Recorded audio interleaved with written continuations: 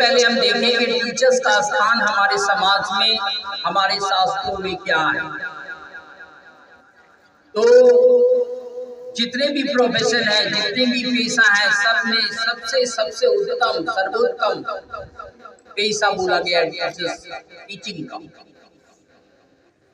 चाहे वो राष्ट्रपति हो, प्रधानमंत्री हो, मुख्यमंत्री हो, कोई भी हो, लेकिन सबसे ऊंचा पद दिया गया है टीचर्स।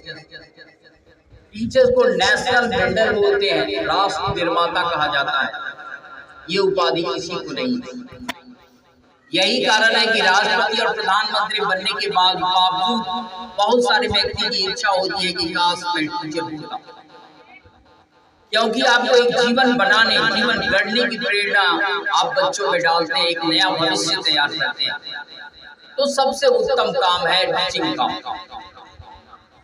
दूसरे शास्त्रों के अनुसार टीचर को बोला गया कि ब्रह्मा विष्णु महेश से भी उनका ऊंचा पद है। और कबीर दास ने तो हद ही कर दी, उन्होंने तो टीचर के बारे में, गुरु के बारे में कहा कि सीख दिए जो गुरु मिले तो भी सस्ता जान। ये अगर सर कटाने यानी अपनी जिंदगी का दान देने के बाद भी अगर सच्चा गुरु, सच्चे टीचर अगर मिल जाते हैं तो समझिए कि अहो भाग्य। ये है टीचर्स का स्थान। अब सवाल उठता है कि टीचर्स का दायित्व क्या है। तो टीचर्स का सबसे पहला दायित्व है कि वो अपने टाइम पर आए। दूसरी बात है कि जब तक वो स्कूल कैंपस में रहें तब तक ऑन ड्यूटी रहें, यानी क्लास में बच्चा क्या कर रहा है, क्या कैसे सीखेगा। कोई अगर बच्चा कमजोर है तो उसको कैसे बेहतर बना सकते हैं, क्योंकि पढ़ने वाले बच्चे तो कहीं भी पढ़ सकते हैं, लाइब्रेरी में भी, घर पर भी या ट्यूशन में भी। लेकिन स्कूल में आने वाले बच्चे जो खास करके जो कमजोर बच्चे हैं, और टीचर का औचित्य तो तभी होता है जब आप कमजोर बच्चे को अच्छा बना देते हैं, तभी तो आप टीचर हैं।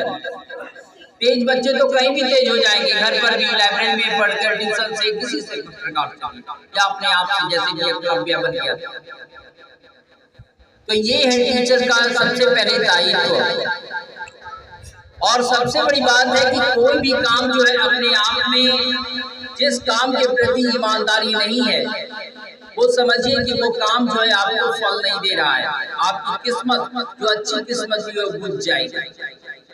अगर किस्मत को बहुत शानदार बनाना है तो जो भी काम आपकी जिंदगी में मिले हैं, चाहे वो क्लर्क है, डीएम है, प्रधानमंत्री है, मुख्यमंत्री है, टीचर का है, जो भी अपने कर्तव्य का निर्वहन सही तरीके से करता है तो उसका भाग्य जागने पड़ता है। अगर जो अपने कर्तव्य के प्रति सही तरह से ईमानदार नहीं है, टाइम पास है, तो ऐसी स्थिति में उसकी किस्मत भी जागने नहीं लगती बल्कि भूल जाती है। मेरा जहाँ तक सोच है, मैं अपने बारे में सोचता हूँ कि मैं बहुत गरीब घराने से अपना मेरी जो और बहुत दूर दराज के गांव में मेरा जन्म हुआ था, लेकिन मैंने अपने आप को, जो भी कर्म हमको मिला उसको मैंने ईमानदारी से करना स्टार्ट किया और आज एक अच्छे पोजीशन पर। मैं अपने बाप को बहुत अमीर नहीं मानता, लेकिन इतना जरूर मानता हूँ कि मैं अपने अच्छे पोजीशन पर हूँ, खुशहाल हूँ और शांतिपूर्वक जीवन व्यतीत कर रहा हूँ।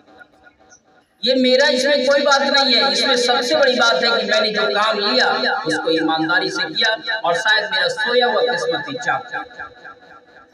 यही कारण है कि मैं शांति और सुख में जीवन व्यतीत करता हूँ और ईश्वर से प्रार्थना करता हूँ कि जब तक मेरी ताकत, मैं अपने काम को ईमानदारी से अंजाम दूं। साथ साथ मैं एक चीज कहना चाहता हूँ